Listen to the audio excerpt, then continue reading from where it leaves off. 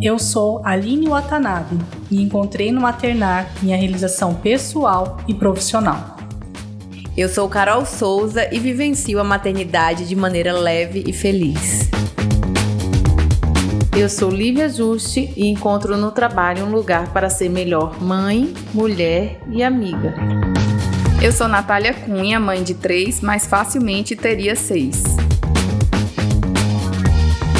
Aqui nesse podcast, cada mãe é uma peça.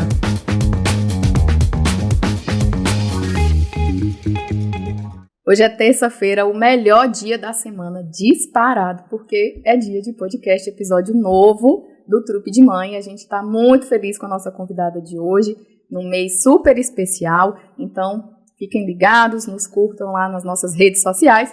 Não se esqueçam que a gente está também no YouTube e no Spotify. Estamos no Agosto Dourado, mês da amamentação, e estamos recebendo hoje com muito carinho a Núbia Maia, que é enfermeira, coordenadora do Banco de Leite Humano da HO, a mamãe do João e da Letícia, para falar sobre a campanha mundial de doação de leite materno, que tem como slogan amor em cada gota doada, vida em cada gota recebida. É um prazer tê-la aqui, Núbia. Olha, o prazer é todo meu. Fico lisonjeada em estar participando desse trupe com pessoas tão especiais e que eu admiro tanto. Vocês realmente fazem a diferença na vida de muitas mães. Nesse momento fofo, eu quero te perguntar, quem é a Núbia Maia, coordenadora do Banco de Leite Humano? Olha, a Núbia Maia é uma profissional apaixonada pelo que faz, acho que os olhos marejados já apontam isso, né? E dedico todo o meu esforço, todo prazer que eu tenho, que eu costumo dizer assim, que o trabalho foi uma dádiva de Deus dada para mim, porque eu sou uma pessoa feliz, eu faço aquilo que eu amo e eu gosto muito dos resultados. E os resultados são as pessoas que a gente ajuda, são as mães que voltam, que têm esse retorno, que são felizes, né? E que assim como eu tive o desejo de ser mãe um dia, me aflora, me empolga, me dá força saber que eu estou ajudando outra mãe a ter a mesma felicidade que eu tenho hoje. Nubinha, a gente quer saber tudo de você, mas primeiro eu queria que você falasse do seu trabalho hoje, o que é o Banco de Leite Humano, e depois eu queria que você, né, conseguisse explicar mesmo para quem estivesse vendo qual a importância, né, do banco de leite e as dificuldades para todo mundo ficar a par do que é, da importância. Então, assim, o Banco de Leite Humano hoje, ele é um sonho realizado. Eu trabalhei no UTI neonatal durante 15 anos e nós sempre almejamos esse banco de leite. E graças a Deus ele veio. O intuito do banco é justamente ajudar os bebês prematuros, né, a vencer a prematuridade, o baixo peso, com esse líquido tão precioso que é o leite materno. Sabemos que as mães de bebês prematuros, elas não conseguem, na grande maioria, fornecer esse alimento tão vital para a vida deles. E é aí onde entra o nosso trabalho do banco de leite. Nós precisamos de doadoras, né? Então eu preciso levar a informação, porque as pessoas querem ajudar. Elas só não sabem como. Elas não conhecem o trabalho, o serviço. Onde que você divulgou isso? Olha, sempre que possível, tem campanhas nas rádios, né? E agora eu estou com um projeto recente que está aí nas comunidades. Então, assim, agora eu estou dizendo para vocês agora são amigas do peito, né? Então, assim, nós temos parceiros, né, que são líderes comunitários mesmo, que levam essa informação para as pessoas que precisam saber e nos ajudar, que são as mães que estão amamentando e que podem ser possíveis doadoras, né? Então, cada gotinha, cada ml que elas nos doam, alimenta o bebê, salvam vidas, porque acredite, apenas 1 ml é capaz de alimentar um bebê num período de 3 horas dentro de uma UTI neonatal. E quais são, não sei se eu vou atropelar a pergunta, né, que a Nath, para a gente poder desenvolver, mas já que você disse de levar informação, quais são os critérios de uma mãe para que ela seja doadora? Muito simples. com todas as dificuldades, hoje eu digo que ela nem precisa sair de casa. Ela só precisa pegar o telefone, entrar em contato conosco no 3612-9497, ter o cartão da gestante em mãos, né, porque ela vai conter exames recentes que ela fez, todo o acompanhamento, que são importantes para a gente fazer, né, uma averiguação do leite, e nos contactar, porque aí nós vamos até ela. Vocês recolhem, então, o leite e passam para recolher esse leite. Exatamente, é um serviço a domicílio. Hoje o banco de leite ele tem um carro próprio, e aí se você conhece alguém, ou se você mesmo está amamentando e deseja ser uma doadora, basta nos ligar, nós pegamos o seu endereço, pegamos todas as informações, levamos o material, e no dia que você disponibilizar, nós também vamos buscar. Então, assim, não tem dificuldade. Isso daí, por exemplo, eu quero doar leite. Então vocês vão na minha casa, hoje vocês vão chegar na minha casa, e vocês vão pegar aquela quantidade ali, né, que vocês conseguiram colher naquele momento. Vocês retomam todos os dias, se a pessoa quiser, ou vocês só vão geralmente uma vez e só recolhe ali e pronto? Olha, nós precisamos também otimizar o tempo e tudo. Então nós fazemos uma rota, um trabalho de rota, né? São bairros distintos. Então, por exemplo, de manhã, meio período, nós fazemos os bairros de um lado da cidade, né? E no outro período, à tarde, nós fazemos os bairros mais próximos do outro lado da cidade. Então, dessa forma, nós conseguimos visitar o maior número de doadoras. E funciona da seguinte forma. Nós entregamos o vidro, o kit, o vidro vai estéreo, nós entregamos a touca, a máscara, tudo bonitinho dentro de um pacotinho e que contém o folder também, dando passo a passo de como você deve ter os cuidados. Porque o leite também ele não pode sofrer nenhum tipo de contaminação. E outra informação muito importante é com relação à sazonalidade da nossa cidade. Né? Sabemos que a nossa região é muito quente, o leite ele sofre alterações. Então eu procuro ao máximo manter todas as propriedades desse leite. Temperatura para a gente é muito importante. Então a recomendação que a gente dá para a mãe iniciou, vai com uma etiquetazinha, ela anota ali a data, nós também temos esse controle da data, Carol. E o horário de início e o horário de término também? Nem precisa colocar o horário de início e de término. A gente frisa muito na data. Então a data ali pra gente é importante porque eu não posso ultrapassar desse leite cru, que nós chamamos de cru, por 10 dias. Na verdade são 15, mas o prazo que eu tenho para buscar na casa é 10, porque eu preciso também me preparar para a pasteurização. E eu tenho só um tempo de 15 dias. Você pega na casa depois de 15 dias? Não, né? Ela tem até 10 dias para pegar. E geralmente é só um frasquinho que você coloca ou você coloca vários frascos? Aí vai depender da pessoa, né? Tá. Quanto mais frascos, e quanto mais frascos eu levo, traz engradado congelado esse leite para fazer? E ela mantém congelado? Sim, ela mantém congelado, de preferência que não seja na porta do freezer, né? Ela bota ali congeladinho. E tem também a diferença, né? Que aí eu não sei se isso daqui pode colocar, né? Enfim, se for ok, sim, né? Mas das coisas que eu estudei. Que também geralmente falam que a diferença do armazenamento do leite, uma geladeira que tem um congelador dentro é uma, tipo na hora de você armazenar, e que tem um freezer separado é outra, porque você está o tempo inteiro abrindo a geladeira e aí esse leite vai sofrendo alteração. Então, geralmente, eles falam que o leite que você conserva, né, embaixo, por exemplo, se você tem a geladeira que tem um freezer separado da parte de cima, ele conserva melhor e por mais tempo do que a pessoa que vai ter aquela geladeira que dentro tem um congelador e toda hora tá abrindo e fechando a geladeira, e na porta também, né? Influencia, infelizmente, né? Mas assim, a temperatura é muito importante. E eu vou contar um caso recente. Nós tivemos uma doadora, uma excelente doadora. Eu pegava uma média de 600, 800 ml de leite por semana. E ela tinha uma boa vontade, assim, muito grande, mas sempre que nós iríamos fazer o processo de pasteurização, a gente perdia esse leite por acidez. Esse leite por acidez, e aquilo eu fiquei inconformada, porque aí eu comecei eu mesma a fazer as visitas. Então ali eu comecei a fazer uma investigação muito discreta, né? Eu falei, como é que você está guardando leite? Como é que você está fazendo? Em alguns momentos eu percebi que ela demorava um pouco, então ela preocupava em encher o vidro ali do lado de fora para depois guardar. Então, uma justificativa da acidez. E depois ela corrigiu, mas continuou perdendo um ou outro vidro de leite e era grandes volumes, eram 600, 400 ml. E aquilo pra gente Não vai chorar, eu não vou jogar mentir, leite eu materno choro. fora. Gente, Eu não vou mentir pra você, eu choro quando as meninas no biólogo. E aí pelo amor de Deus, vamos fazer o teste de novo, porque são muitos bebês que a gente alimenta com aquele leitinho ali, né? Então, eu resolvi novamente fazer mais uma visita. E nessa segunda visita, eu percebi a forma como ela estava armazenando. Ela estava botando na porta do congelador. Então, realmente, A variação de temperatura. a variação de temperatura. Aí nós começamos a mudar o nosso esquema.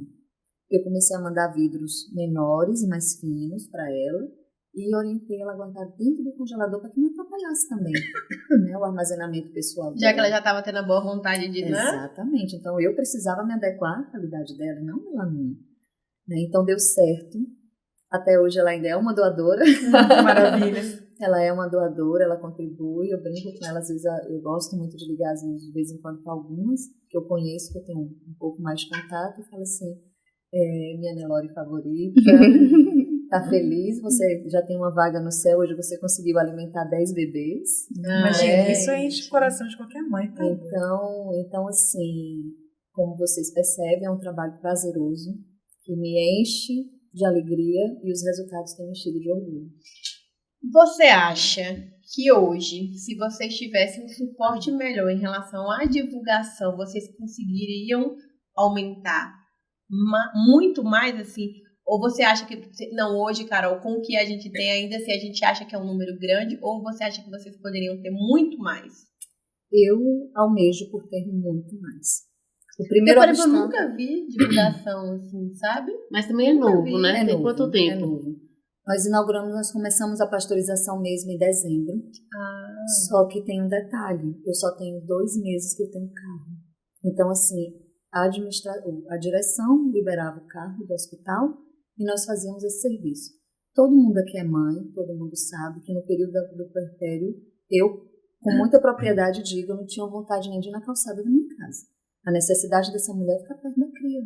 Né? Ela tem as coisas, os afazeres... Né? Então, assim, e o hospital, a gente sabe que para muitos bairros é distante, né? A locomoção não é fácil e a maioria das nossas doadoras, elas são pessoas de baixo poder aquisitivo, mas de uma vontade estrondosa, né? Então, assim, ficamos pensando, então eu sempre solicitava, falei, nossa, eu preciso dar um jeito, eu já cheguei a oferecer até meu carro. Falei, posso ir, eu quero, as pessoas me ligavam e eu ficava desesperada, porque eu não queria perder aquele leite, eu queria ver o serviço funcionar, a equipe toda muito motivada, todo mundo naquele mesmo intuito, e foi aí que quando os resultados começaram a aparecer, né, o impacto começou a ser muito positivo dentro do hospital, e aí nós conquistamos o carro. E durante aquele período, por isso que você não viu tanta divulgação, eu não conseguia abraçar. Então, o que adiantava eu espalhar algo que eu não conseguisse atender? Em algum momento, já teve banco de leite em Barreiros ou nunca teve a primeira vez? Esse é o primeiro do oeste da Bahia. Meu Deus. Na verdade, Explica o que é. O que é o banco de leite? Pronto. Explica. O banco de leite, na verdade, eu gosto de falar que ela é uma casa de apoio. É uma casa onde nós apoiamos a mulher e também pasteurizamos leite materno, recebemos leite para doação e pasteurizamos para alimentar os bebês da UTI. Lá nós acolhemos aquela mulher que tem uma dificuldade de pega, porque na verdade nós promovemos a amamentação. Né? Então, lá não necessariamente você tem que ir só porque você quer ser doadora, mas se você tem uma dificuldade, você não tem uma certa condição de fazer uma consultoria, você pode estar nos procurando, a equipe é preparada. Então, você tem mulheres que têm problema de mastite, né, que tem aquele engurgitamento, que tem um bico introvertido, que não consegue fazer com que o bebê tenha pega, e aí é onde ocorre o desmame precoce. Né? Então, nós atuamos nisso. Nós ajudamos aquela mãe e promovemos a amamentação. Então, essa é a finalidade do banco de leite, promover a amamentação e captar, né, aquele excedente, aquela mãe que tem aquele leite excedente, ela possa estar doando, e nós lá dentro do banco de leite, nós temos um grande laboratório, inclusive convido vocês a conhecer, E nesse laboratório nós preparamos esse leite, porque o que muitas pessoas não sabem, não conhecem, é que acham assim, que sai da mãe, congela e vai para o bebê. E na verdade não é isso.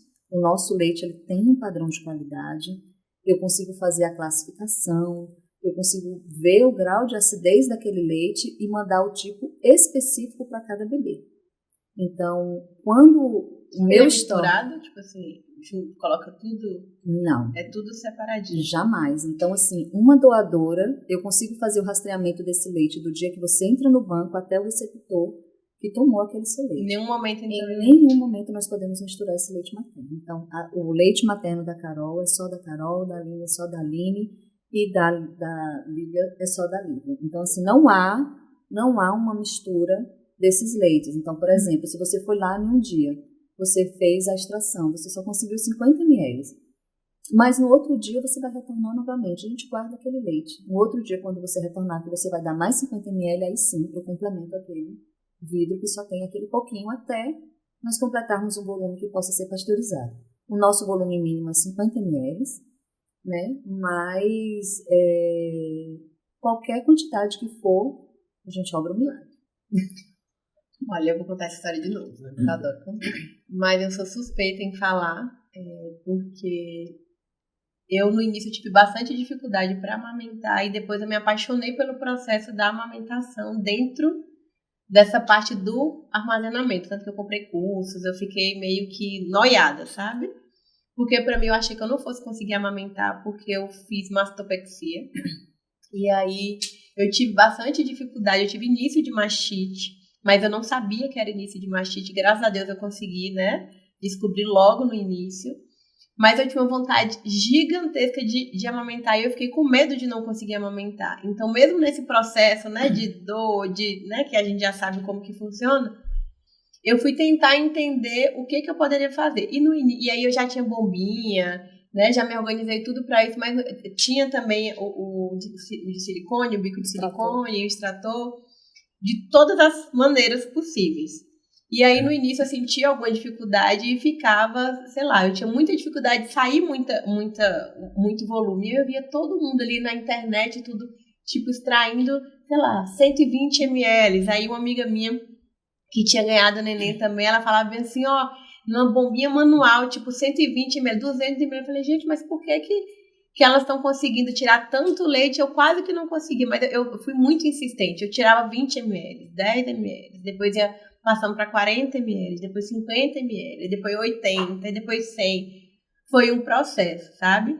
E no meio disso tudo, eu queria começar a fazer meu estoque de leite, porque eu ia voltar a trabalhar, só que eu sou autônoma, então eu não trabalho, tipo assim, eu ia fazer o meu próprio horário. E aí eu comecei a comprar os potinhos, comprar os saquinhos de congelamento, a entender como que era o tempo, né, desse leite ficar armazenado. Aí eu falei com a amiga, a mulher de um amigo meu de São Paulo, ela falou assim, Carol, você vai fazer isso, isso e isso, porque eu fiz, deu super certo. E aí eu fui pegando orientações, porque às vezes, né, dá um desânimo, porque você vai tentando ali meio que você não tá conseguindo.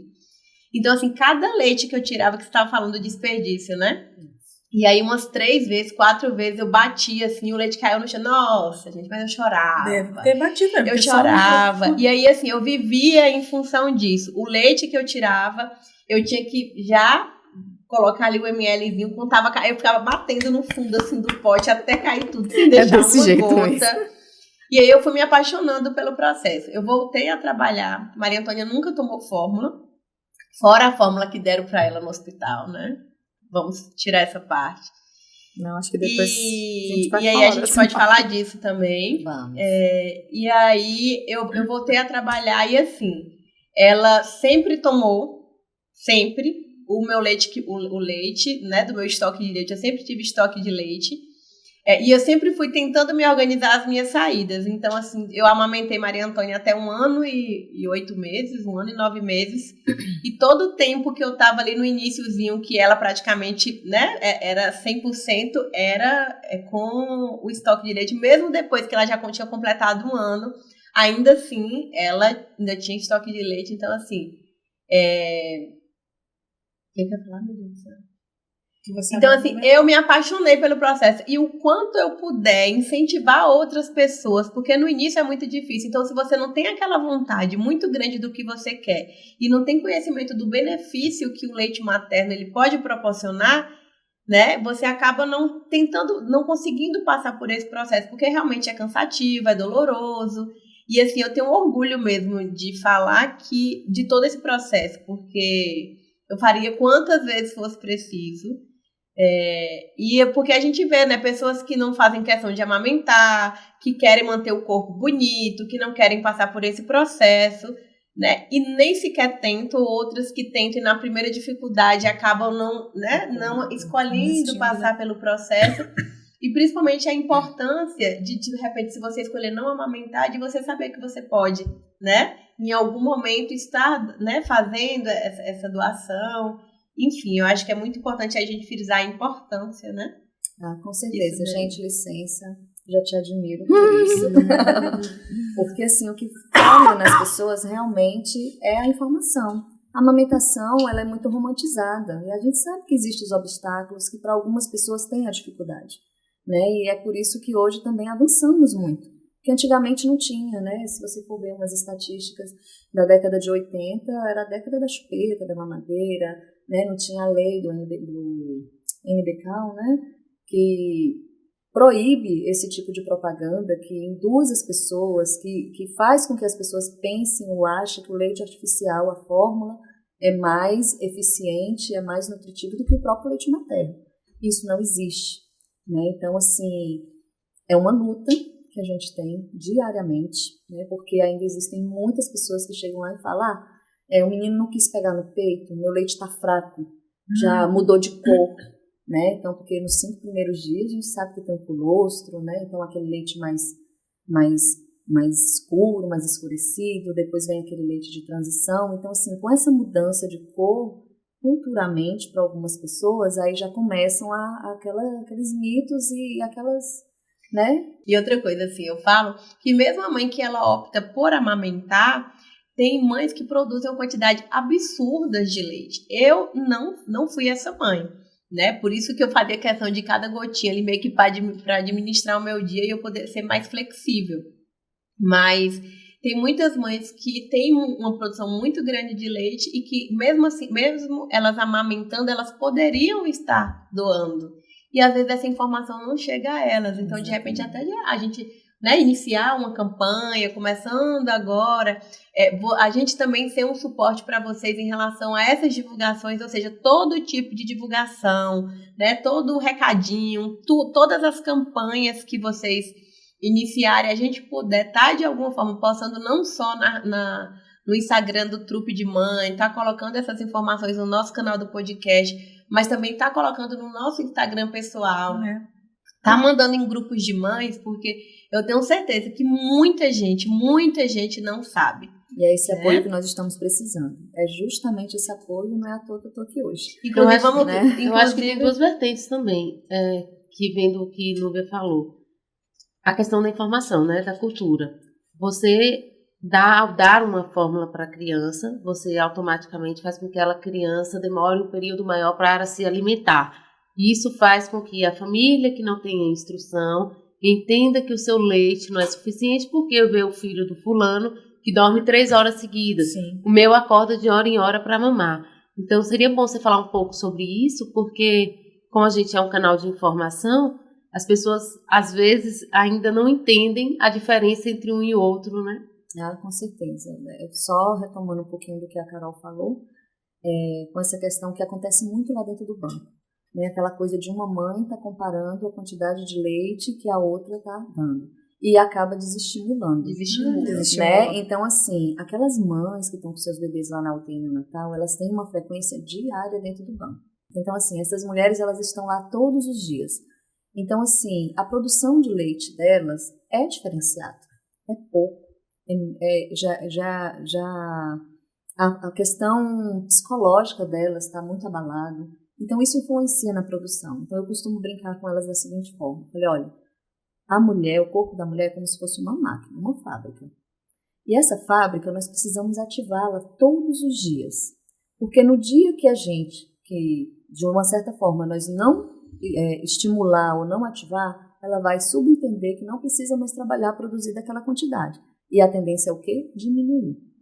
É diminuir aquele leite. Então, aquela mulher ela já não tem um filho próximo, que a gente sabe cientificamente comprovado, bebê próximo à mãe, aumento da ocitocina, que a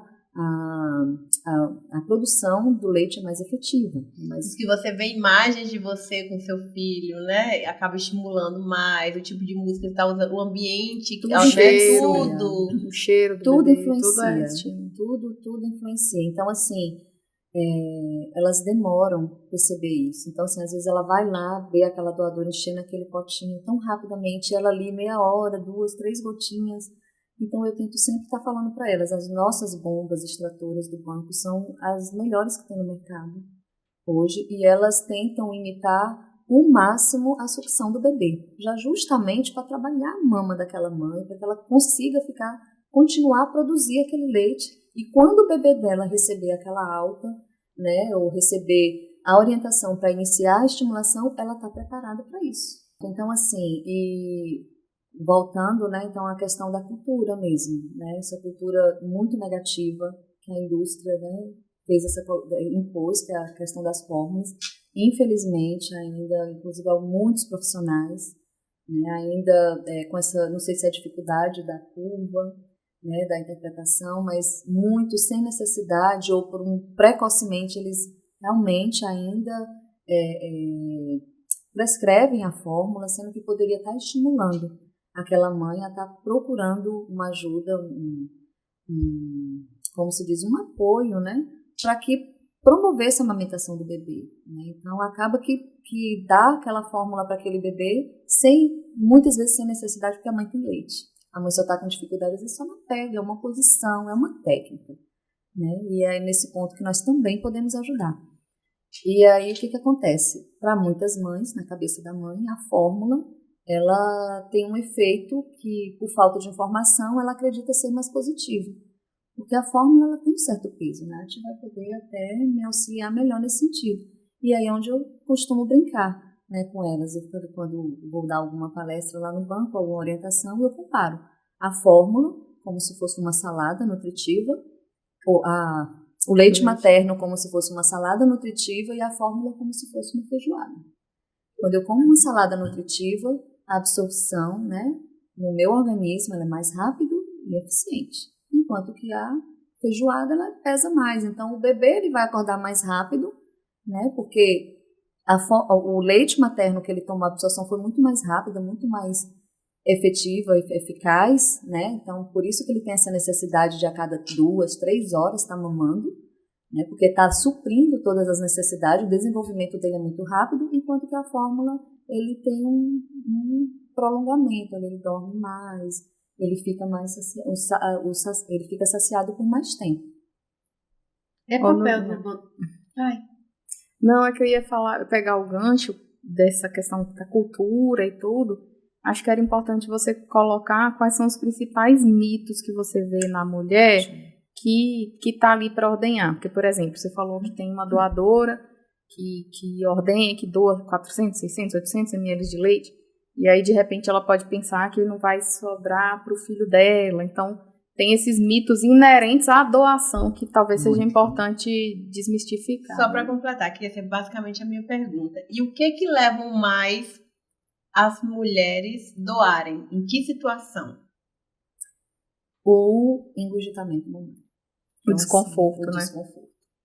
Então, assim, ela fica com aquela mama bem engurgitada, dói, incomoda. E, às vezes, também, acredite, ultimamente a gente tem recebido muito os maridos. Falam, nossa, você está jogando tanto leite fora, tem um banco de leite. Que legal isso. Então, assim, a rede de apoio está apoiando de forma positiva, né? Então, assim, de uma certa forma está chegando a informação. Em pequenos passos, mas está chegando, né? E, assim, falando dos mitos, primeiro, o tamanho do peito. Né? Ela tem um seio grande, ela já tem um pequeno. Gente, peito não é reservatório de leite. Né? E tamanho não é documento. Tem uma que tem uma mama tão pequena, enquanto que a outra tem tão grande, aquela que tem a pequenininha extrai muito mais leite do que aquela que tem grande. Então, é mito. O tamanho de mama não influencia na amamentação. O segundo é, eu vou deixar minha mama encher, não vou tirar, porque senão vai faltar para o meu bebê. Gente, é outro grande... Isso de que o peito não é reservatório, é importante falar isso. Muito. Então, quanto mais se tira, mais se produz. E se você mantém aquele leite parado ali, sem extrair, vai causar uma mastite, vai ter um incômodo, pode ter uma obstrução de ducto. Então, assim, não é o recomendado. E é realmente um mito, porque eu gosto de dizer sempre, mama não é reservatório de leite. Eu digo no consultório que a gente é fábrica, né? Não é estoque. Exatamente. Porque se fosse estoque, eu que amamentei há 6 anos, na hora que eu ordenhasse ia estar saindo. Mas se eu colocar para mamar novamente, eu vou produzir, porque a resposta cerebral é de entender que eu tenho que alimentar uma criança, eu preciso produzir o leite, né? E essa oferta e demanda, a lei da oferta e demanda, ela vai se regulando conforme a criança cresce, mas também quanto mais isso é feito, ou pela ordenha, ou pela amamentação, né? Pela sucção do bebê no seio materno. Com certeza. Então, por isso que nós falamos, toda mulher que esteja amamentando, ela pode ser potencialmente uma doadora. Porque quanto mais ela estimular, se ela alimenta aquele filho, e além de alimentar, ela vai lá e faz a extração de leite, essa fábrica, né, como a Nath colocou muito bem aqui, ela vai subentender que o corpo, que ela precisa trabalhar mais, e que o corpo vai produzir mais leite. O ser humano é perfeito. Então, assim, e vai mesmo da capacidade, da boa vontade e da capacidade de cada uma, né, como você mesmo descreveu aqui sua história, né, tão bonita, que fez esse esforço pela sua filha. E imagina, se tivesse o banco de leite, eu tenho certeza que você faria esse esforço por mais bebês, né? Porque assim como você, como mãe, que tem esse desejo de ver sua filha saudável e feliz, imagine aquela que está dentro de um hospital, porque a gente sabe que quem passa por uma UTI, eu admiro muito, porque são mulheres de muita força, muita potência, né? Porque não é um ambiente fácil, e você ter o apoio de alguém que você nem conhece, que cedeu o seu próprio leite para ajudar o seu filho, gente, isso é bênção. Oportunidades fornece exclusivamente para as crianças que estão internadas, prematuras, ou para qualquer criança que a mãe não pode amamentar? Olha, foi muito interessante sua pergunta. Esse leite, como atualmente nós trabalhamos com estoque crítico, por isso que eu preciso tanto estar disseminando essa informação. Nosso estoque é crítico. Hoje eu mal consigo alimentar os nossos bebês da UTI neonatal. Então, assim, esse leite ele é exclusivo para as crianças da UTI. Por enquanto. Por enquanto.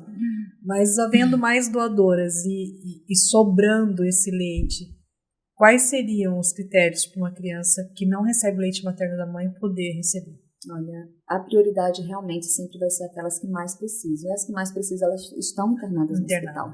Entendi. Né? Então, assim, prioridade primeiro os prematuros, extremos da UTI neonatal. Depois nós temos a unidade de cuidados intermediários, que é o 5, né? Que tem casos de bebês que ainda estão com sonda, tem casos de bebês que têm, né, um problema metabólico mais grave, bebês que passam por cirurgias gástricas, né, que necessitam de um líquido poderoso para melhor absorção e recuperação. E depois nós temos a terceira opção, que é o SINCA. A mãe está com o bebê, que é na rede Canguru, porém ela ainda tem dificuldades. Então ela dá o peito, mas ainda precisa complementar, porque o bebê precisa ganhar peso. Então a minha meta é chegar nesses 3 setores. De quando vocês começaram, em dezembro, em algum momento vocês ficaram sem leite? Sim. Nós ficamos sem leite. E vocês conseguem ter uma meta de doação dia para que isso não venha acontecer? Sim. Vocês, por exemplo, fazem uma conta, por exemplo, começando de agora, quanto que eu preciso ter, né, no mínimo de doação para que isso me sustente por quanto tempo para frente, para você não ter que, por exemplo, colher sem, né? do dia praticamente para o mesmo dia. Olha, Carol, eu estava falando justamente ontem sobre isso e eu brinco porque eu digo assim que o banco de leite para mim hoje é uma empresa e eu preciso ter um saldo rotativo. Né? Então, assim, essa campanha do Agosto Dourado para a gente tem um significado muito grande, porque quando nós pegamos as estatísticas do banco, você vai perceber que tem períodos festivos, culturais e de férias que caem o número de doadores, porque essa doadora viaja, essa doadora recebe visita, então o nosso estoque vai lá para baixo. Então, eu preciso desse saldo, né, para garantir que nesses períodos eu ainda tenho estoque. Quanto vocês têm de estoque, por exemplo, quanto que vocês conseguem ter o cálculo da quantidade de leite de consumo diário, uma média?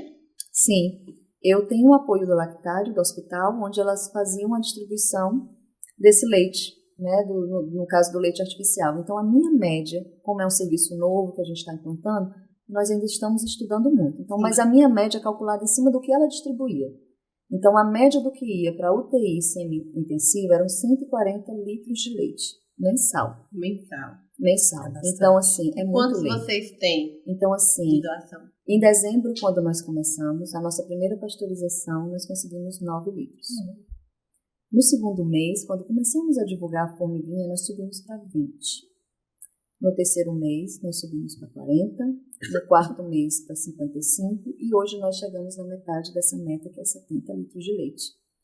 Então, assim, hoje o meu saldo rotativo ainda é muito pequeno, porque eu já penso no dezembro, né? Férias que vem. Está chegando. Então, essa ajuda, essa divulgação que a gente faz hoje do Agosto Dourado, por isso que eu estou correndo tanto em busca de os meios, veículos de comunicação, das pessoas, para chegar a informação nas pessoas, para que isso não acabe e que eu consiga encher meus freezers de leite. Quais os tipos, que você falou, né? Agora tem a campanha, mas que tipo de apoio vocês têm? Vocês conseguem mensurar de que faixa etária e de que classe média vocês conseguem esse leite? Olha, hoje tá... De que classe social, né? Não classe, de classe média, entendi. Né? Mas assim, hoje é bem misturado, realmente. Mas a classe mais baixa é a que mais procura. Inclusive, nós temos, visualizando a dificuldade, porque muitas mulheres, elas viam uma que comentava com a outra e ela queria ser uma doadora. Tem bastante leite, mas não tinha condições de comprar bombinha. Então, ela fazia ali aquela extração manual, até que uma amiga do peito, né, uma empresa, carinhosamente, uma funcionária passando por ali, em frente ao banco ali, fazer uma consulta no ambulatório, ela teve a curiosidade de entrar e conhecer o nosso serviço. E nós fomos apresentar. Quando ela viu a grandiosidade e o benefício que aquele serviço trazia, ela falou, gente, eu quero fazer uma doação, o que eu posso ajudar? E aí uma funcionária nossa teve a ideia de falar para ela, nossa, tem mães que não têm condições de comprar a bombinha. Você gostaria de ajudar? E ela foi na internet, ela comprou aquela bombinha manual. Então, assim, até as mães que não conseguem, que não têm a bombinha em casa, mas quer ser uma doadora, nós emprestamos a bomba. Damos todas as orientações de higienização, fazemos um termo para que ela possa depois devolver essa bombinha. Todas as bombas que vocês emprestam são as manuais. São as manuais. Você devia aproveitar esse momento, inclusive, e dizer, quem quiser ser um amigo do peito, qual é o pré-requisito? Porque às vezes a pessoa até tem essa disponibilidade, pensa que precisa contribuir com um valor muito exorbitante, e não é, né, talvez, a realidade. Então, assim, quem quer ser um amigo do peito, né, é muito bem-vindo. Basta ter só muito amor no coração e boa vontade, porque o que nós precisamos é de muito pouco. Eu costumo dizer que não precisa de tanto. Nós precisamos de materiais para divulgação, né? O nosso maior obstáculo hoje é realmente levar informação. E, assim, algumas mulheres, né, ajudar essas mulheres de um poder aquisitivo mais baixo a ter condições de aumentar essa possibilidade de doação. Então, basicamente isso. Quando Nuguinha começou o projeto, você foi lá no consultório, né, me contar. Foi lá só me contar. Porque, olha, meus amigos não ficam com ciúmes, porque, assim, eu acompanhei toda a história de Nath, né? Então, assim, eu trabalhava lá nessa época e a gente viu o passo a passo do acontecer. E nós sabemos, né? Hoje, inclusive, quando eu aceitei esse convite, né? Porque para mim foi um desafio. Né? 15 anos trabalhando me especializei, fiz tudo para ser uma neonatologista, uma enfermeira que atua com bebês prematuros. Então, de repente, desde quando eu entrei, nós sonhávamos com esse banco de leite. Então, assim, era um projeto que era um sonho, mas eu jamais imaginei que esse projeto fosse parar aqui nas minhas mãos. Né? Nunca almejei, nunca imaginei que eu pudesse, um dia, estar na frente. E um belo dia, a minha coordenadora me convidou Núbia, você deseja implantar, você deseja, vamos trabalhar? Porque a questão da humanização dentro dos setores foi algo que sempre mexeu muito comigo, né? Eu tinha, quem me conhece sabe da minha história, então assim, eu tinha um desejo muito grande de ser mãe e eu não conseguia. Então assim, aqueles bebês que eu cuidava, de uma certa forma eu me sentia mãe deles. Então assim, de um jeito que eu brinco com o Nath, eu brinco com todo mundo, olha, entrou aqui, deixou de ser só seu, é nosso. Né? Uma vez aqui dentro, deixou de ser só seu, é nosso. Então assim, eu compreendi muita coisa, né? E quando esse convite me veio, eu falei, nossa, eu já há tantos anos, assim, e de repente começar do zero de novo, mas era um projeto que, nossa, me fazia um desejo imenso, porque cada criança que eu perdi por conta de enterocolite, aquilo ali era uma facada que me dava. Eu não conseguia me acostumar com aquilo. Então, assim, porque são coisas que a gente sabia como evitar, né? Mas a gente é como se você tem algo na mão e ao mesmo tempo não tem. Te escapa, né? Te escapa, você assim se sente impotente, você se sente, sabe, até, sei lá. Aquilo, desculpa, gente, isso mexe comigo.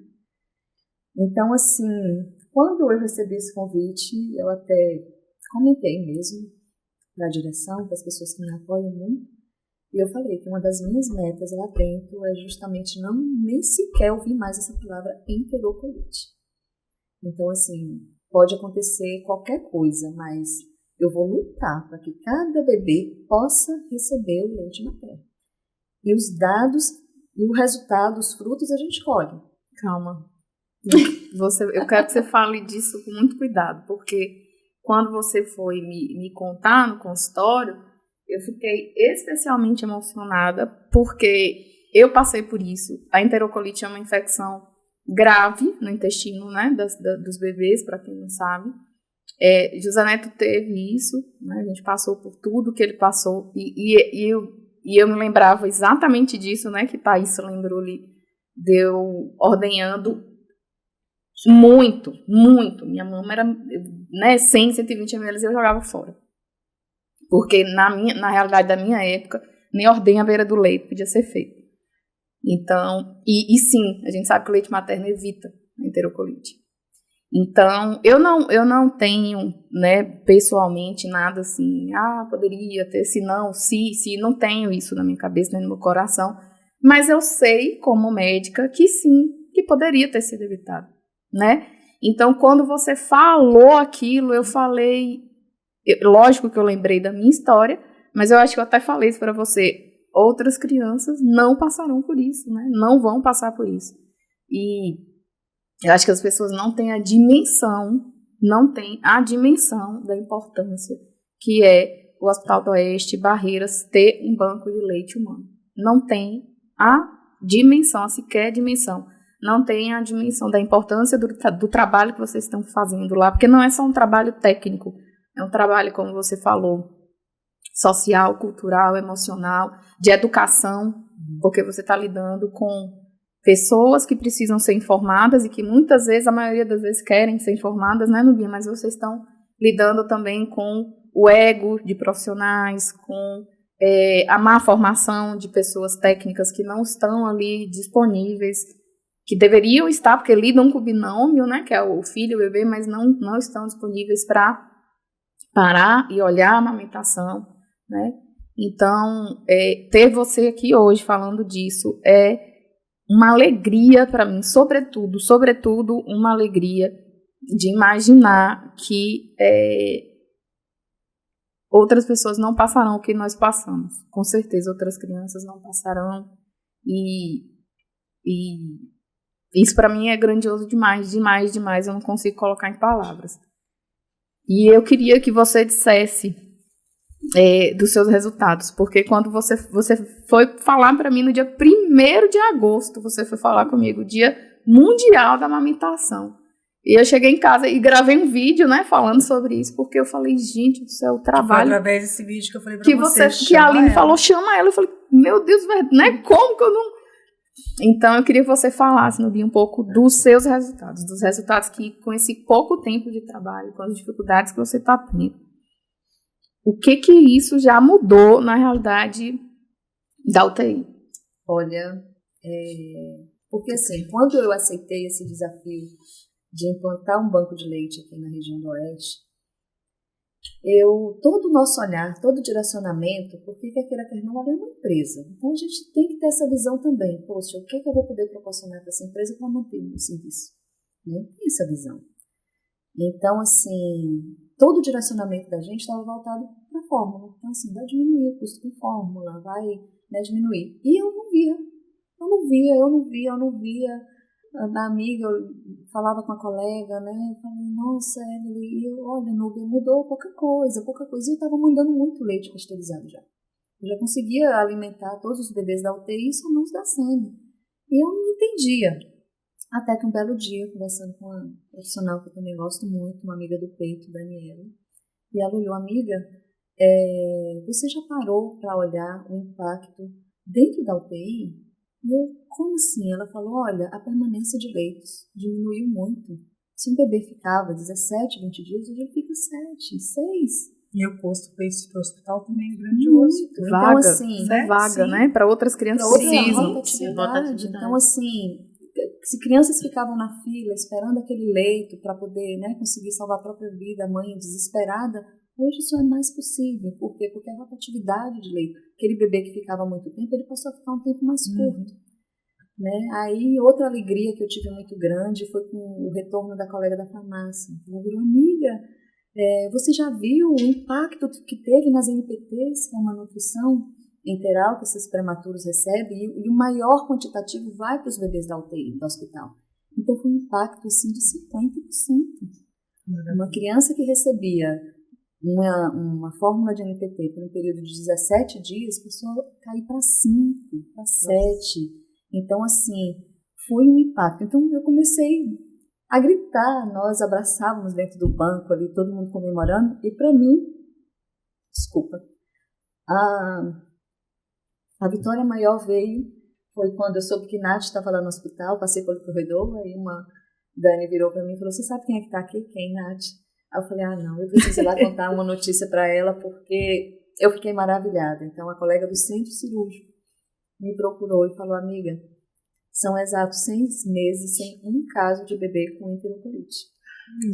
Então, assim, para mim foi uma grande vitória. Ainda são passos de formiga, né? Então, assim, mas eu comecei a colher os frutos.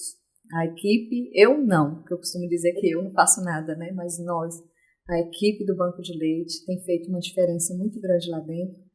E, graças a Deus, assim, temos o apoio, né? Eu agradeço muito Marina, Camila, que são minhas grandes incentivadoras ali dentro. Elas sempre, né, eu chego lá e falo, eu estou precisando disso, eu até brinco, porque eu já virei uma pedinte, de tanto que eu peço, de tanto que eu corro atrás. Então, assim, é um trabalho que me move, que me dá prazer, e eu não me importo se eu tenho que vir só até aqui. Entendeu? O meu trabalho, enquanto está me dando prazer, enquanto eu estou gostando, enquanto eu estou tendo resultado, eu vou ali, eu não tenho limites. Né? Então, se eu precisar entrar numa rota, se faltar um funcionário, eu não tiver como ficar, eu vou ficar na recepção. Se não tiver como e tem leite para buscar, eu vou entrar no carro, eu vou buscar esse leite. Então, assim, é algo que me dá prazer. Eu acho que eu ganho muito mais do que eu proporciono. Né? Então, o resultado, o retorno é positivo e eu fico extremamente feliz. Extremamente feliz. Eu sou uma profissional feliz. Que lindo escutar isso. Parece que a história do... Vendo você falar, a sensação que a gente tem é que a história do banco se confunde com a sua própria história. Eu não tenho conhecimento da sua história, mas é essa sensação. Como se você estivesse ali fazendo algo posterior a tudo, como gratidão por tudo que você viveu e que as coisas estivessem misturadas. Porque quando você disse, as crianças que entravam ali, eu via como meus filhos enquanto eu não tinha os meus. De fato. Eu acho que contribuiu muito. E eu acho também, às vezes, eu até brinco com a minha coordenadora, eu falo, gente, acho que não é por acaso que eu estou aqui. Né? Então, assim, a Nath também acompanhou a minha história. Realmente não foi fácil. Né? Eu tive uma perda, eu casei e tal, então resolvemos engravidar, engravidei rápido e tive uma perda. E depois dessa perda começou a minha grande batalha, né? Eu me tornei uma tentante, né, como muitos costumam dizer aqui. E nessa busca, nessa batalha pela a maternidade, eu provei de tudo, né? Eu tinha coleção de negativos, né? Porque todo mês era uma expectativa. Eu até cheguei a brincar porque algumas colegas que têm trombofilia, né, que tem que fazer elas guardam na vasilhinha, eu tinha de testes de farmácia. Então, eu tinha, assim, inúmeros. Foram 5 anos, cheguei a fazer cirurgia, busquei o que tinha e o que não tinha, fui até além das minhas condições financeiras da época. E o diagnóstico que eu tinha sempre era o mesmo: isca. Você tem infertilidade sem causa aparente. A ciência não justificava, não explicava a minha infertilidade nem a do meu marido. E aí entra a minha questão fé. Eu sou uma pessoa religiosa, sou católica, e eu sempre tinha um hábito, não tão frequente agora por conta da minha nova rotina, mas eu gostava muito de ir na igreja e eu conversava. Realmente, literalmente, eu conversava com Deus. E me lembro que um belo dia das minhas orações mesmo, eu cheguei para ele e fiz um pedido completamente oposto. Já eram 5 anos, eu já estava cansada, eu já tinha buscado de tudo, inclusive até coisas culturais mesmo, né? Porque eu trabalhei em saúde pública, então eu tinha aquelas pacientes que tinham aquele carinho, que sabiam. Então, garrafada, simpatia, isso e aquilo, né? E eu via que não dava, e a minha idade ia chegando, e eu fui ficando cansada. Eu acho que a palavra certa era essa, eu estava ficando cansada. Então, um belo dia, nas minhas orações, eu mudei o percurso delas. Eu cheguei para Deus e falei: Deus, eu não quero te pedir mais que eu seja mãe. Eu me conformei. Eu nasci para ser tia e mãe dos meus bebês da Mel. Mas então tira de mim esse desejo. Eu só pedi isso. Tira de mim esse desejo de ser mãe. Eu já me conformei. E depois daquele dia, a minha vida mudou. Eu resolvi procurar a igreja que eu frequentava, então fui muito bem orientada. Eu comecei a fazer algumas orações e assim, eu posso dizer que grandemente a mão de Deus pairou sobre mim, e com 15 dias eu estava grávida. Eita, chachita. Então, assim, pela primeira vez em 5 anos, quando o meu ciclo atrasou, não veio na minha cabeça que fosse gravidez. Deve ser alguma outra coisa, mas amiga, não é gravidez. Eu fui além. Eu pensei, eu tô com menopausa precoce. Olha lá. Eu já fui me dando um diagnóstico. Quantos anos você tinha? Na época eu tinha 35 anos. Então, assim, menopausa precoce. Então, eu falei, já sei, amanhã eu tô de plantão. Eu vou passar na farmácia, eu vou comprar um teste. E assim que eu retornar, assim que eu fizer, eu já vou chegar lá na minha médica e vou dizer, não vamos nem me peça teste de gravidez, tá aqui, Não é, eu acho que vamos por esse lado aqui. Eu acho que eu posso estar já sofrendo uma menopausa precoce. Eu tinha estudado tanto sobre infertilidade, sobre maternidade, que eu sei que poderia acontecer. Ser. Né? Então, quando me lembro como ontem, eu não comentei nada com meu marido, não comentei com ninguém. E naquela noite, quando foi exato 4h30 da manhã, eu levantei. E eu tinha esquecido o bendito teste. Aí, eu falei, eu vou fazer esse teste. Aproveitar que eu já acordei? Nem acendi a luz do banheiro, fiquei só com a luzinha do abajur mesmo, a minha luz do quarto. E aí, quando eu fiz o teste, que eu meio que incrédula mesmo, que eu olhei as 2 fitas, meu coração começou, meu Deus, eu não tô enxergando, botei na luz, eu esperei amanhecer, eu olhei lá fora, eu não acreditei. Eu levei no sol pra ter certeza. Levei no sol pra ter certeza, eu fiz que isso. Que você tá enxergando mesmo 2 trafios? Ou eu tô doida? Mas mesmo assim, eu não quis dar expectativas pro meu marido, né? Apesar, eu pensava, né, 2 sofrendo, 5 anos ele sofre junto comigo ali.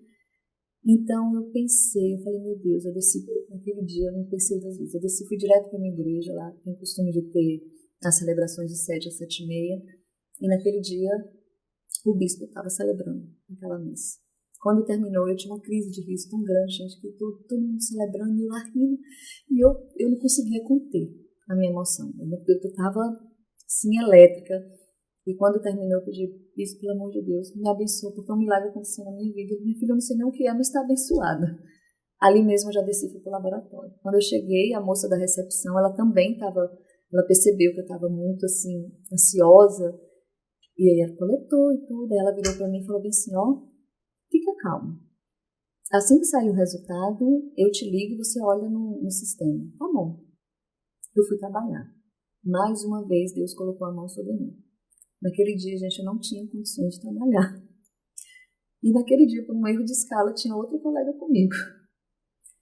E assim, todo mundo perguntava, o que é que você tem? Nada. Nossa, já era clichê das pessoas, né? Ah, você tá grávida. Não, porque todo mundo sabia.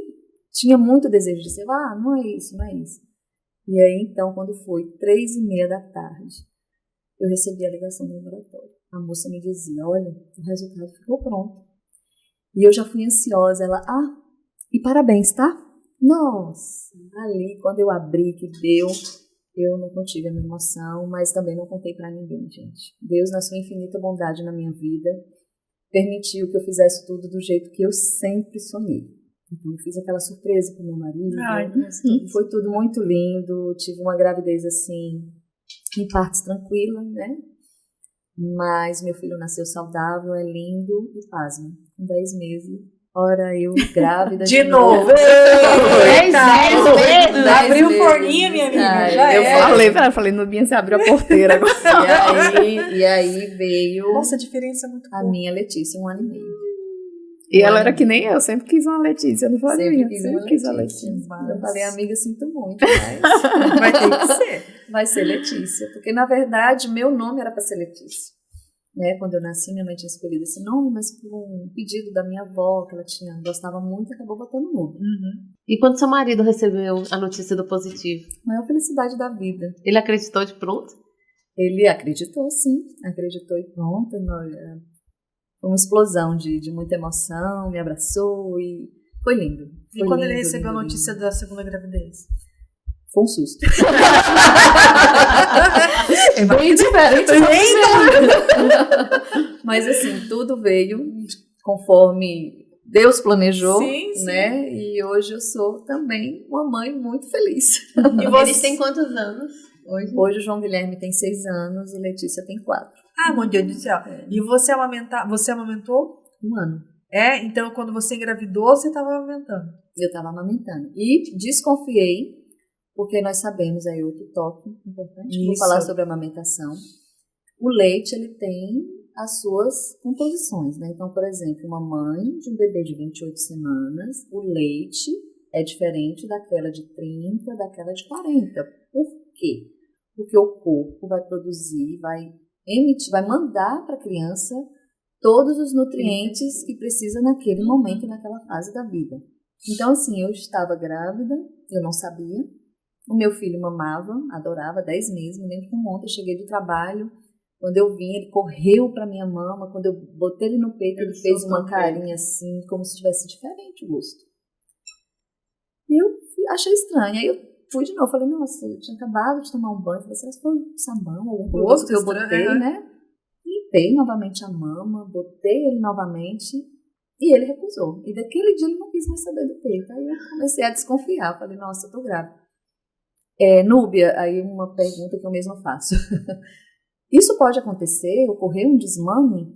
Assim, não é contraindicado, né, Nath? Não é contraindicado que a mãe que engravidou, que esteja amamentando, ela pode continuar sim amamentando seu filho, né? Sem problema algum, desde que ela não tenha nenhum histórico, né, de aborto ou tenha alguma contraindicação médica.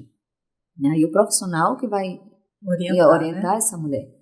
Mas, assim, pode acontecer também do bebê, ele já está naquele processo, né, já quase desmame, e ele sentir um gostinho diferente como o meu e não querer mais. Agora, eu escutei de uma médica que quando, né, se eu engravidasse, eu ia ter que parar de amamentar. E assim, isso é uma... Dá pra ficar quietinha, né? Mas é importante isso. Não, é sério. Isso é algo que é muito do que é certo ou errado, ou muito da minha opinião sobre aquilo. Porque você acaba influenciando. Porque se eu vou numa médica para escutar a orientação, né? Porque eu não sou médica. Claro. Né? É porque eu me sinto segura da opinião dela. Se ela fala que se eu engravidar eu não vou poder amamentar, o que eu vou fazer? Mas aí é que tá, não é uma opinião.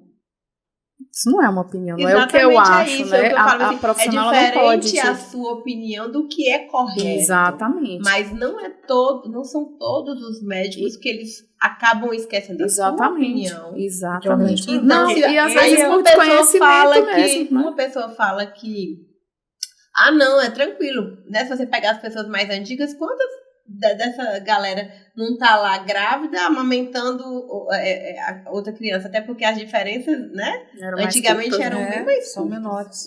Mas é isso que você falou perfeitamente. Não é uma questão de opinião, é uma questão de informação, de informação técnica, científica, né? Independente da minha opinião, se eu acho bonito, feio, chato, errado, você pode amamentar estando grávida, desde que não haja um risco para a gestação atual, né? E isso, claro que é aquilo que eu falo, né? O profissional que lida com o binômio, pediatra, o obstetra, fisioterapeuta, consultora de amamentação, todos têm que saber dessa informação, porque senão é igual você falou, né? Eu vou no profissional confiando naquilo, ele vai me dizer, eu vou confiar. Até porque ele é o detentor do conhecimento ali na ocasião, deveria né? ser, né? Então, mas a informação correta é que pode se amamentar gestante desde que não haja um risco, uma contraindicação para a gestação atual. Sem dúvida, sem dúvida. Então, assim, esses são também outros, como que eu posso dizer assim, são algumas pedras no caminho que a gente encontra, né? Essa má informação, né? Acho que a busca de conhecimento ela é constante, principalmente nessa nossa área da saúde, né? Porque aquele que não busca, aquele que não se atualiza, ele sucumbe, né? Ele acaba, porque as coisas mudam constantemente, né? Por exemplo, na medicina, a gente lida com coisas diferentes a cada ano, a cada dia aparece algo novo. Então, se aquele profissional ele não busca o conhecimento, ele prejudica, né? Ele mata, ele negligencia. Então, assim, realmente também isso é uma das nossas grandes dificuldades. Eu acho que o profissional atualizado faz toda a diferença na vida da pessoa. A minha experiência da amamentação, eu contratei uma consultora de amamentação antes de ter o bebê.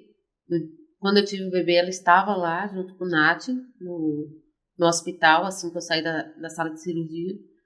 E eu me lembro nitidamente as orientações dela e quanto isso fez diferença na vida do meu filho porque quando você vai para uma rede hospitalar ter o seu filho, você é a pessoa mais vulnerável. Primeiro que você chega numa sala cirúrgica, onde você ainda está se situando, né? No meu caso que foi cesárea, de tudo aquilo que está acontecendo. Você tem um bebê para amamentar, onde você ainda não tem aquela coordenação, aquele controle de tudo. O leite não sai, não jorra, a gente não pensa, você não tem instrução, você pensa assim, assistindo os filmes, as coisas, que botou aqui o menino já está mamando, o leite está jorrando.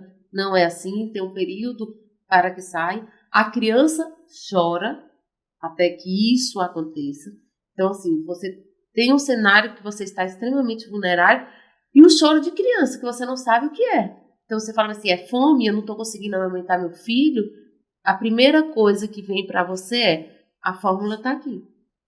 Eu vou dar para a criança. E eu passei por essa situação de um fisioterapeuta que estava lá de plantão, veio atender porque o Bernardo chorava muito, e eu não fui adepta da chupeta, dizer, você vai deixar o seu filho passar fome?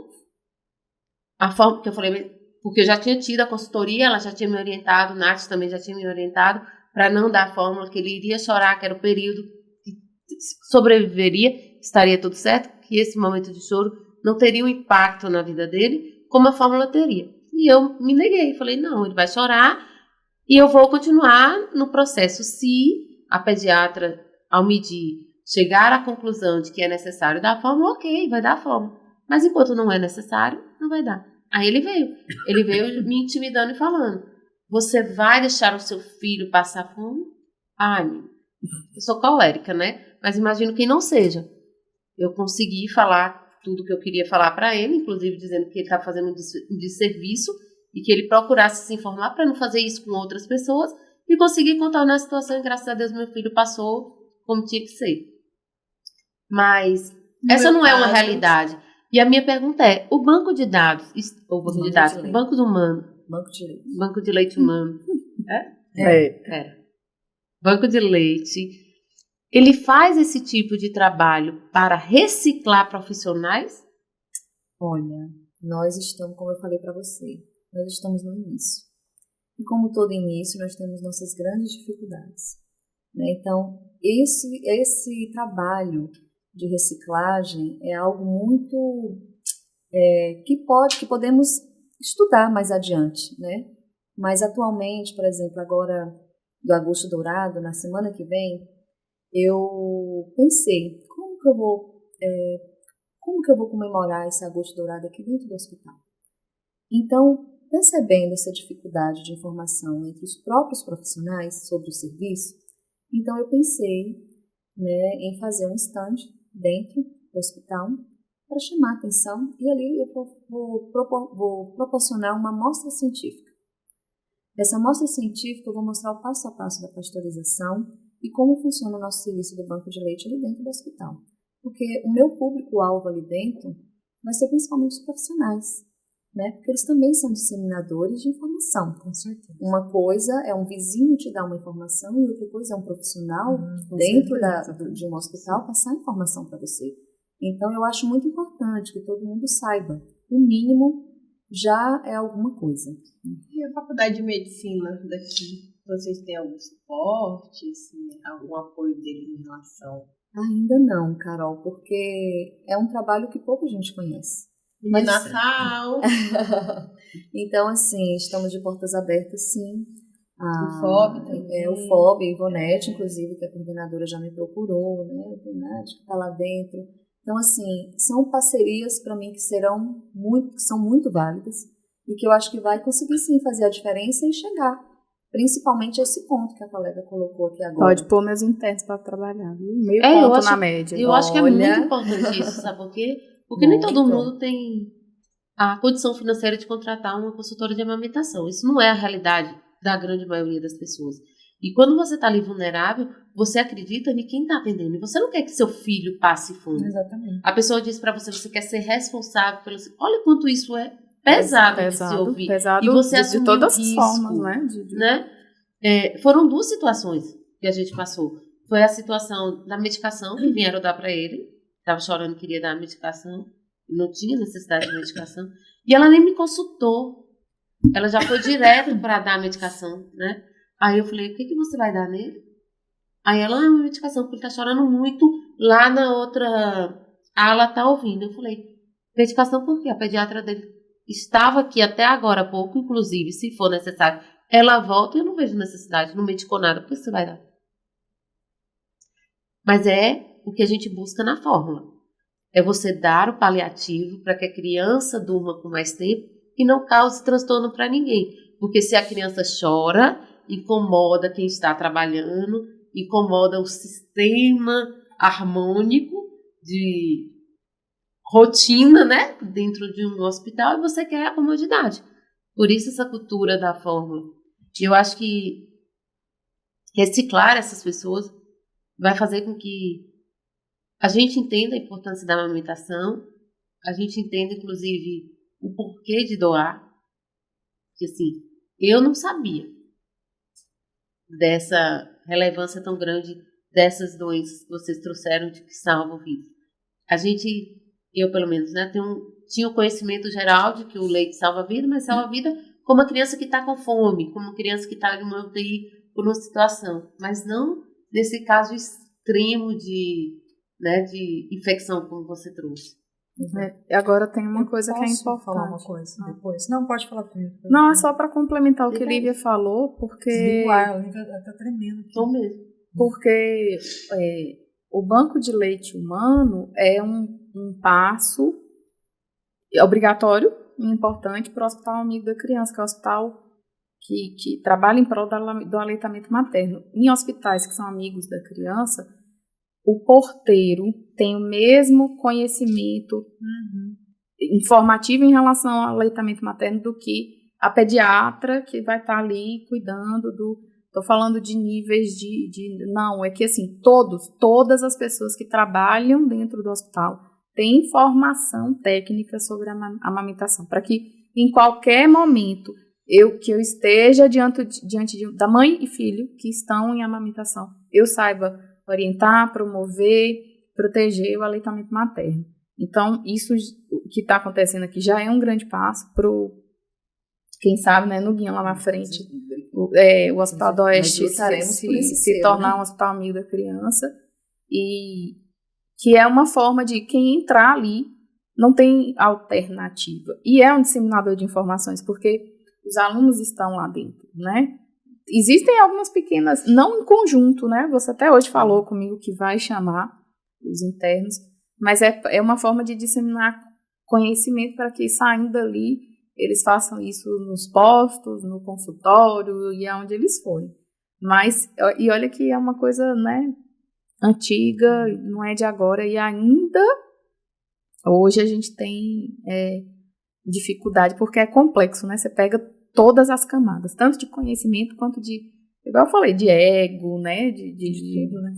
Do que você falou, de realmente existir uma harmonia ali, eu tenho um monte de coisa para fazer, e eu estou sobrecarregada no meu trabalho, e agora eu tenho que ficar ouvindo choro, sabe? Então é uma questão complexa, mas que é igual você fala, né? É prazeroso lutar por isso. É prazeroso, assim. Vivemos um mundo muito estressado, né, gente? A realidade é essa. Né? Muito estresse. Então todo mundo quer resolver logo seus problemas da melhor forma possível, o mais rápido possível. E fazer um bebê calar estressado é uma opção. Né? A madrugada, o bebê tá ali chorando porque a apojadura da mãe ainda não aconteceu. A gente sabe que tem aquele período de, né, até 5 dias ali para acontecer. E a paciência, né, que muitos profissionais não têm, ou o conhecimento, que alguns também não têm. Então, vem a cultura, infelizmente, da fórmula. Dá fórmula para essa criança. Ela está com fome, né? E a gente sabe que, a criança Nath que me corrige, mas a gente sabe que a criança tem capacidade de suportar até ali 6 horas. Né? A gente ainda coloca um prazo mínimo ali, 4. Eu lembro que você fazia a glicemia de Bernardo, não era? E deixou lá prescrito para fazer a glicemia, se tivesse até tanto, não precisava, ainda que ele estivesse chorando. Isso é informação que você tem prévia. Porque se você for esperar ir para a maternidade, para o hospital, para ter esse conhecimento lá, você não vai ter. Por isso que diz, né? A partir do momento que você decide ser mãe, você tem que estar sempre estudando. Não é? Mas isso, então, por isso que a importância que eu queria falar da informação prévia. O banco de leite hoje tem profissionais que orientam essas mães ainda gestantes sobre isso. Olha, sim. Sobre isso de como... Por que só vou fazer um parênteses aqui, Núbia. Por que eu digo isso? Porque quando eu engravidei da minha primeira filha, eu fiz um curso de amamentação, mas que era fornecido pelo plano de saúde. Então, era gratuito para quem era conveniado, né? E eu aumentei a Laura até 1 ano e 4 meses. Quando o Augusto nasceu prematuro. Eu fui mãe de UTI. E o meu filho precisou de leite materno. E quando você depende de uma outra mãe para dar uma vida para o teu filho, é algo muito grandioso. Que a gente precisa reconhecer. Então, eu doei leite por mais 3 meses depois que meu filho nasceu, porque eu tive muito leite, mesmo com o Augusto na UTI. E aí vem a parte do conhecimento dos profissionais de falarem a mesma língua, porque a fono falava da mesma forma, que a físio dizia, que a pediatra passava e que as enfermeiras da neonatal acolhiam. Então, todas falavam a mesma linguagem. E o conhecimento que eu tive lá nesse curso de alimentação foi o que me fez conseguir ser doadora, porque eu não precisei, não estou me vangloriando disso, mas eu não fiquei dependendo de uma maquininha para sugar. Eu fiz a ordenha manual e eu ordenhava muito leite. Eu sabia os pontos, eu sabia como me tocar, eu sabia como fazer a pega para poder fazer a ordenha. Então, o Augusto ele ficou internado por 13 dias. Por sonda, então ele recebia o leitinho materno, a gente colocava na seringuinha e aquele medo de engasgar, né? Meu marido, colocando ele com a sonda e eu do lado, ordenhando o leite para poder mandar para o banco de leite que tinha no hospital. A gente, né, na época estava em Maringá. E eu me lembro disso, assim, de ter esses profissionais capacitados dessa orientação, de quando, no segundo momento que ele precisou voltar para a UTI, porque daí a gente teve alta e precisou voltar, e aí eu ficava com ele o dia todo, eu ia pro banco de leite conversar com a senhorinha que ficava lá. E aí ela me mostrou o estoque. Ela falou, olha, filha, igual você, não sei o que. Ela falou, daqui um dia você já vai sair daqui, mas não para de doar, não. Continua doando, a gente precisa muito. Então eu lembro que o pessoal passava em casa 2 vezes na semana. Eles passavam lá, na época tinha um hospital universitário, eles que faziam a coleta. E aí recolhiam, né? Deixavam os kits e recolhiam os que eu tinha feito. Eu só parei mesmo de doar porque eu tive que vir embora para Barreiras. Mas essa importância da orientação, ainda na gestação, de orientar a mãe, isso que a Lívia trouxe, né? A importância do leite materno, de repente, por que não precisar da fórmula ao nascer? E ter esse grupo de pessoas que têm a mesma linguagem faz toda a diferença para a mãe que está vindo, para aquela mãe que quer ser doadora e para uma mãe que, de repente, precise estar numa UTI neonatal. Exatamente. Por isso da importância de começar a disseminar essa informação, inclusive nas comunidades e postos de saúde. Né? E é onde também eu entro com a questão do apoio, né, dos estudantes. Né, que eles estão nesses postos e eles também são disseminadores de informação. E todos esses da área da saúde, né? Então, assim, a sua história se assemelha muito com o que a gente recebe lá, sem dúvidas. Muitas mães, por isso que eu costumo dizer, gente, aqui não é um banco, aqui é uma casa. Porque a UTI está lá. Eu costumo dizer para ela, mãe, lá eles estão cuidando do seu bebê. Aqui eu quero cuidar de você. E era muito importante ter aquele acolhimento, sabe? Então, assim, a equipe, eu sou muito suspeita para falar que as meninas, elas são maravilhosas. Elas são muito empolgadas com o que fazem. Eu acho que elas têm esse... Tem que gostar também, né? Tem. Eu acho assim, eu costumo dizer que você atuar, principalmente na enfermagem, o gostar ainda é pouco, sabe? Você tem que amar muito o que você faz, muito mesmo. Você tem que ter muita empatia, você tem que ser perseverante, você tem, assim, que ter um foco, porque você faz, tudo que você faz vai fazer diferença na vida de alguém. Até aquela frasezinha clichê que a gente escutou tanto, né? Você está cuidando do amor de alguém. Exatamente. Né? Então, assim, a empatia é fundamental. O toque, a maneira de falar, a forma de tocar, né? O jeito carinhoso que você chega em cada paciente, em cada mãe. Porque a NEL, você não tem só o bebê como paciente. A mãe é uma paciente também. E impaciente. Porque ela está angustiada, ela está no momento mais vulnerável da vida dela ali. Né, a Linha que já vivenciou isso, né, porque uma mãe de UTI é uma mãe com uma força que eu admiro demais, porque é um ambiente que não é fácil, né, só quem passa sabe das dificuldades. Eu acho assim que precisa do apoio e do aporte umas das outras, né, e é aí onde eu volto assim elogiar todas vocês, porque esse troco de mãe realmente faz uma grande diferença.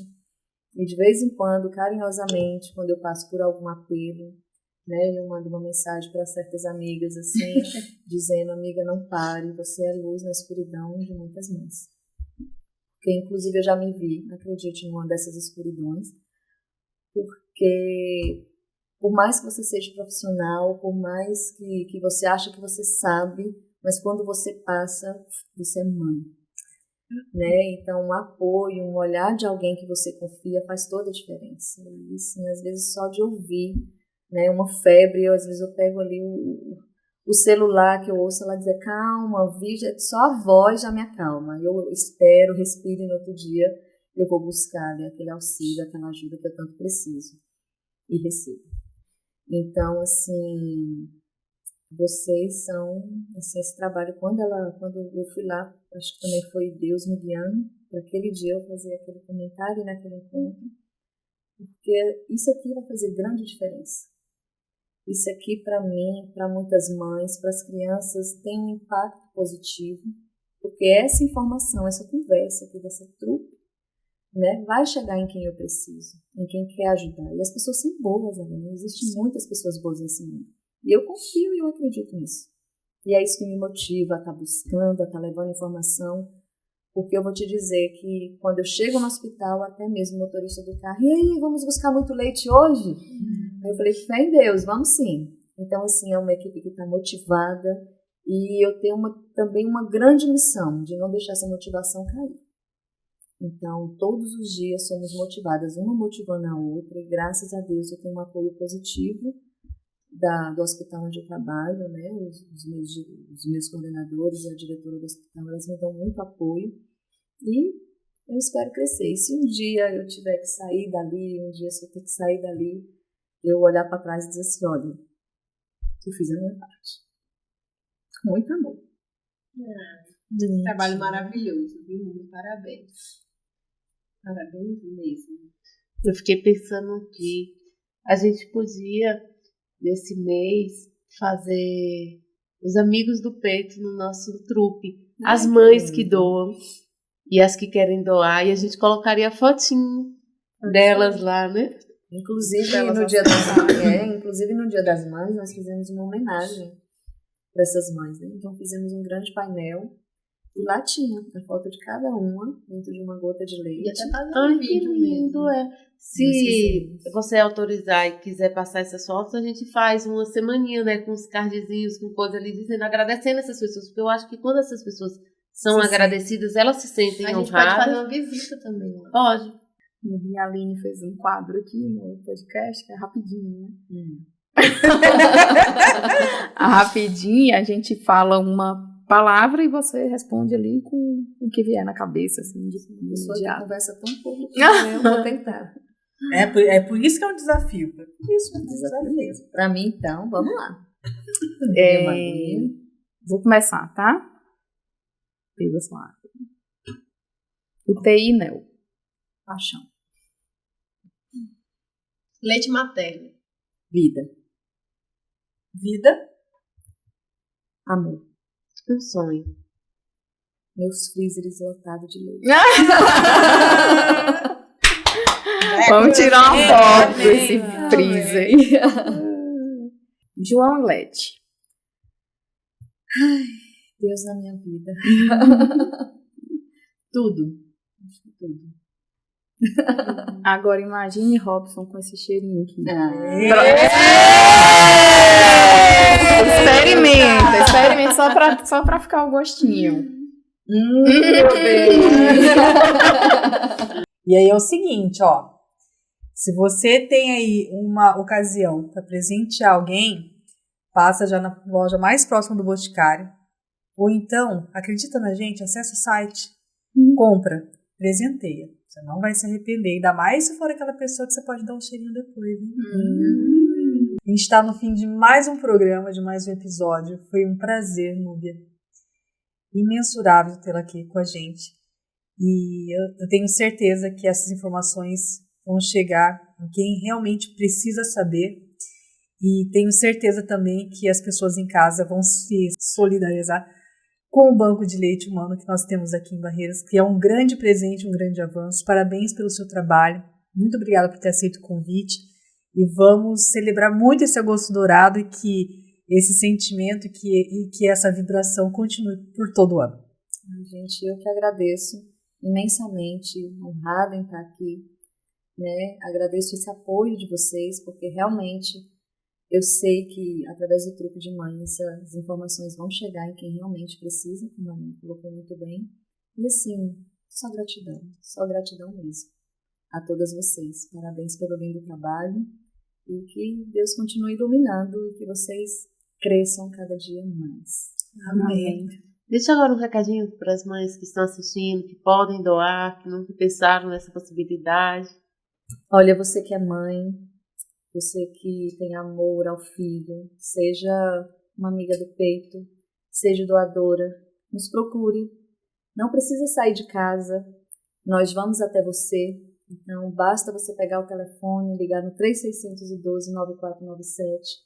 Nós estaremos dando todas as informações necessárias e vai ser um prazer tê-la como doadora.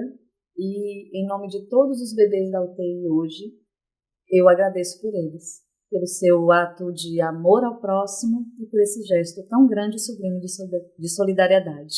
Então, assim, nos procurem, venham ser uma doadora. E a gente quer, em especial, pedir para que vocês compartilhem muito esse episódio, para que a gente possa espalhar essa boa nova e encher o freezer de leite de Núbia. O nosso podcast chegou ao final e vocês já sabem que aqui no Trupe de Mãe, cada mãe é uma peça. Aê!